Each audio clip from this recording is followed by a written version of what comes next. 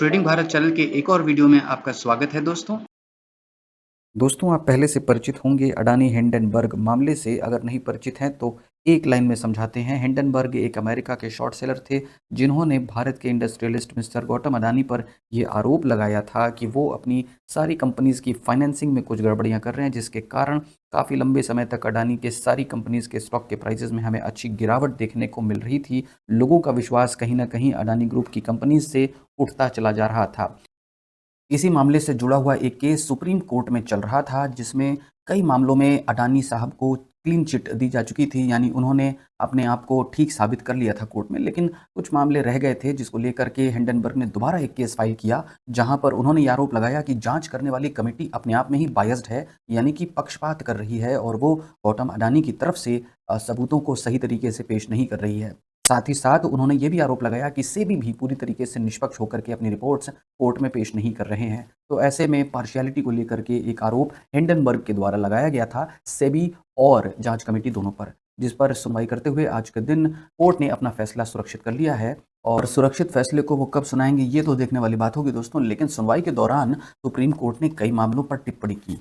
क्या थी वो टिप्पणियां दोस्तों, यहाँ पर हम देख सकते हैं कि सुप्रीम कोर्ट ने सबसे पहले अपनी टिप्पणी में ये बात कही कि किसी भी तरह के मटीरियलिस्टिक डाउट्स नहीं रह गए हैं सेबी को लेकर के उनकी जांच की जो रिपोर्ट थी उसमें। साथ ही साथ जो पार्शियलिटी के आरोप लगाए गए थे उसको भी सुप्रीम कोर्ट ने गलत पाया है। उन्होंने ऐसा पाया है कि कोई भी जो एक्सपर्ट कमेटी मेंबर्स थे जो कि इस मामले की जांच कर रहे थे, उनमें कोई भी पार्शियलिटी की उनकी रिपोर्ट में गुंजाइश नहीं दिखाई दे रही है। तो इस तरीके से जो जांच कमेटी है उसको भी एक तरह से क्लीन चिट मिल जाती है, साथ ही साथ सेबी को भी क्लीन चिट मिल जाती है।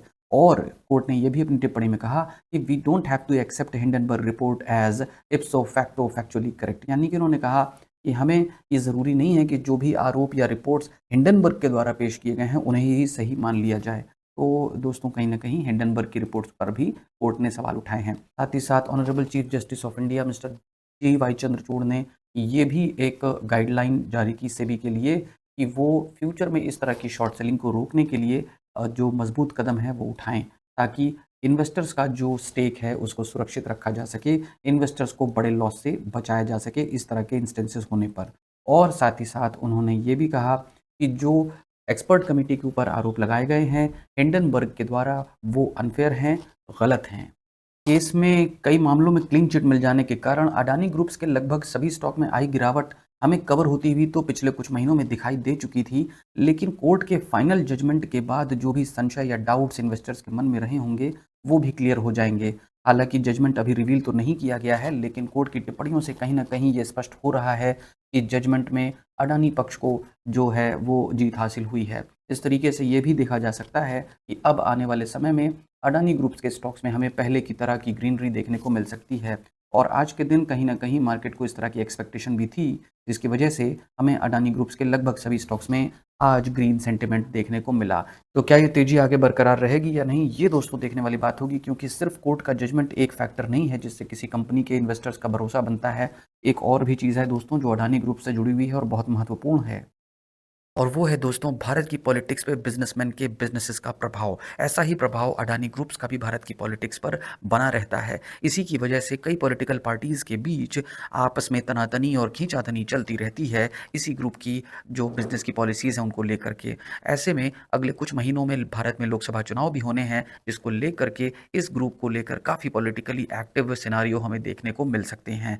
इस हालत में कोर्ट का जजमेंट अगर अडानी ग्रुप्स के पक्ष में आता है तो इन्वेस्टर्स का भरोसा कहीं ना कहीं मजबूत होता हुआ तो हमें दिख सकता है। लेकिन अगले कुछ महीनों में जो पॉलिटिक्स है, जो चुनाव हो रहे हैं, उसके रिजल्ट को लेकर के एक संशय की स्थिति भी बनी हुई साथ साथ दिखाई दे सकती है। तो अगर आप इसमें इन्वेस्टेड या इंटरेस्टेड हैं दोस्तों, इन सभी चीज़ों पर गौर करने के बाद ही अपना डिसीजन लें।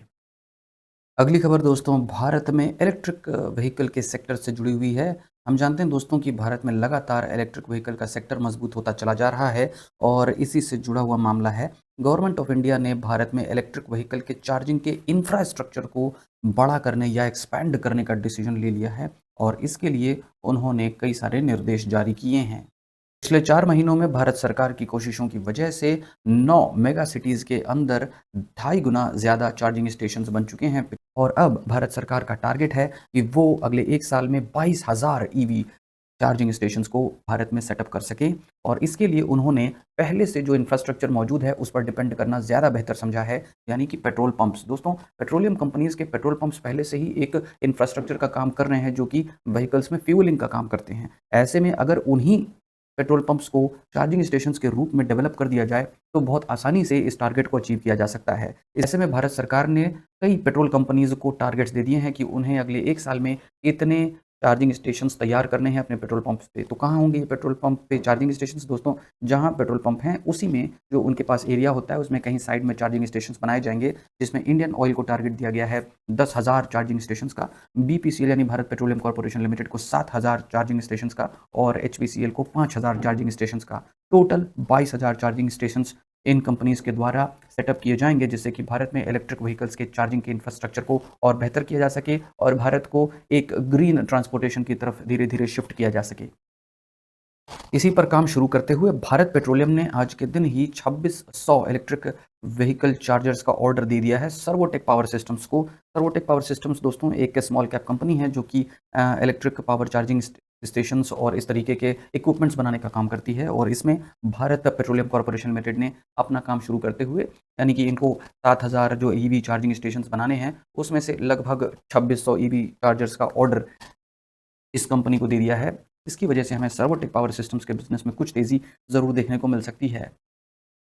तो दोस्तों, एक स्मॉल कैप कंपनी का जैसा परफॉर्मेंस एक्सपेक्टेड होता है वैसा ही 1 साल में देखने को मिल रहा है। तकरीबन 4.5 गुना रिटर्न्स ये अपने इन्वेस्टर्स को बना के दे चुका है। हालाँकि स्मॉल कैप में रिस्क भी ऐसे ही होते हैं। 1 साल में ₹20 का स्टॉक लगभग ₹77 तक पहुँच चुका है। लेकिन दोस्तों, स्मॉल कैप के मूवमेंट में पॉजिटिव मूवमेंट भी ऐसे ही होते हैं। कई-कई गुना एक साथ में वो इसके स्टॉक का प्राइस चला जाता है और साथ ही साथ जब ऑर्डर्स नहीं मिलते हैं तो उसके स्टॉक के प्राइसेज़ में डिक्लाइन भी हमें ऐसे ही तेज़ी से देखने को मिलता है। तो काफ़ी ज़्यादा रिस्क इसमें इन्वॉल्व है।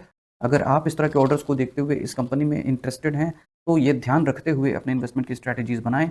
ये एक स्मॉल कैप कंपनी है जहाँ पे रिस्क ऑर्डर्स के साथ ही बढ़ता और घटता रहता है। इस वीडियो में फ़िलहाल इतना ही दोस्तों, मिलते हैं किसी नई जानकारी के साथ अगले वीडियो में, तब तक के लिए धन्यवाद।